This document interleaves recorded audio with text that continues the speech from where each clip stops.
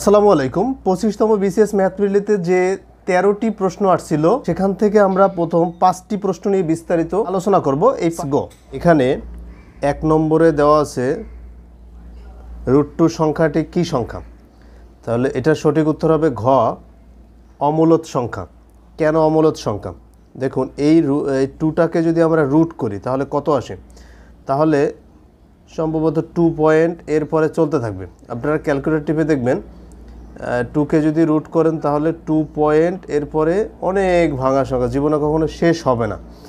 যদি কোনো সংখ্যা এরকম শেষ না হয় তাহলে সেটা একটা অমূলদ সংখ্যা। যেমন 2.31215 এরকম কিছু কিছু সংখ্যা আছে, চলতে থাকবে। এই সংখ্যাগুলো অমূলদ সংখ্যা। আর যদি এইটা একটা, যেমন আমরা যদি 9কে রুট করি তাহলে এইটা কি অমূলদ সংখ্যা? না, এটা একটা মূলদ সংখ্যা, কারণ এটা 3 হয়ে যায়। ভগ্নাংশ আকারের নিচে 1 আছে। তা এরকম করে 5/6 এটাও মূলদ সংখ্যা, 2/3 মূলদ সংখ্যা, 9/7 মূলদ সংখ্যা। এরকম করে যদি একটা ভগ্নাংশ থাকে এবং সেটার উপরে একটা পূর্ণ সংখ্যা, নিচে একটা পূর্ণ সংখ্যা থাকে, তাহলে সেটাকে আমরা মূলদ সংখ্যা বলতে পারব। আর যদি এরকম ভাঙা থাকে তাহলে অমূলদ সংখ্যা। এরপর আমরা দেখব 2 নম্বরে কি আছে। x + 1/x = √3 দেওয়া আছে। আমাদের বের করতে হবে x³ + 1/x³, এটার মান বের করতে হবে। তাহলে a + b এর মান দেওয়া আছে √3। a³ + b³ এর সূত্র হচ্ছে a + b whole cube minus 3ab into a + b। এখন এখানে মান বসিয়ে দিই। এটা মান হচ্ছে √3, √3 উপর কিউব দিলে 3√3 মাইনাস, আর এটা তো √3, তাহলে 3√3। তাহলে আমাদের রেজাল্ট চলে আসে 0। তাহলে 2 নম্বরের রেজাল্ট হচ্ছে 0। 3 নম্বরে দেওয়া আছে x + y = 6 আর y সমান দেওয়া আছে 8।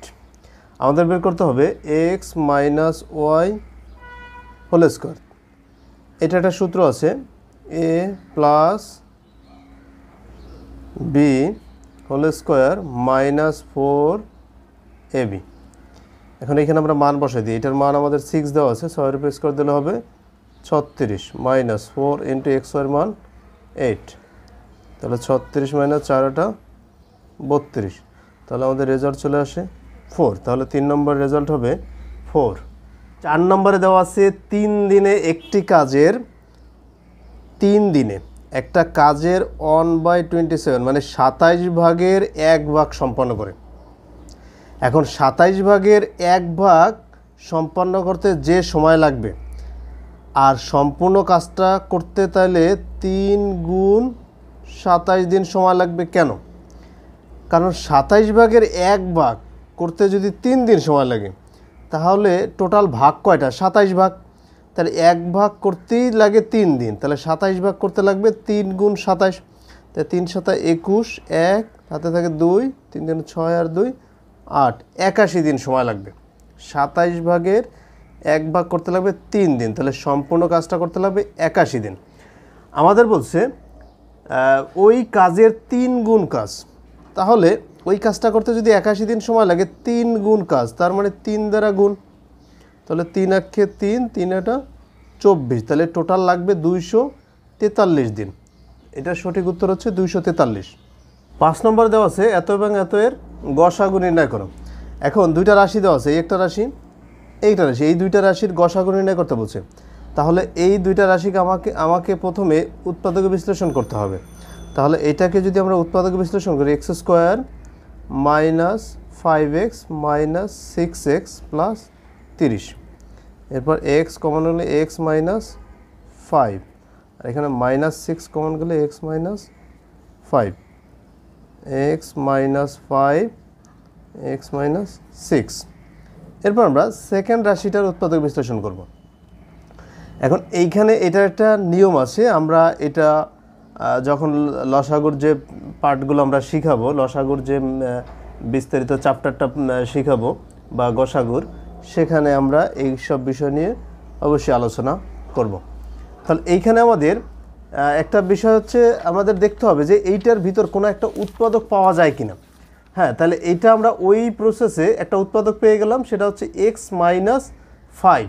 এইখানে এক্স থাকবে, এক্স স্কোয়ার কমন নিলে, তাহলে আমাদের এখানে থাকতে হবে এক্স মাইনাস 5। এরপর এটা দ্বারা গুণ দিয়ে আপনি এখানে লিখে দেন x cube minus 5 x square. তাহলে এইখানে আছে 4টা 4 এক্স স্কোয়ার মাইনাসের, তাহলে এখানে মাইনাসের আছে 5টা, তাহলে একটা বেশি লিখে দিচ্ছি, এই জন্য প্লাস এক্স স্কোয়ার লিখে দিলাম। সেকেন্ড স্টেপে এখানে কমন যাবে এক্স, থাকবে এক্স মাইনাস 5, এটাতে আবার গুণ দিয়ে এখানে লিখে দেন এক্স এক্স গুণ করলে এক্স স্কোয়ার মাইনাস 5 এক্স, এখানে আছে মাইনাসের 2x, তাহলে আমরা বেশি লিখছি, এই জন্য প্লাস 3x করে দিলাম।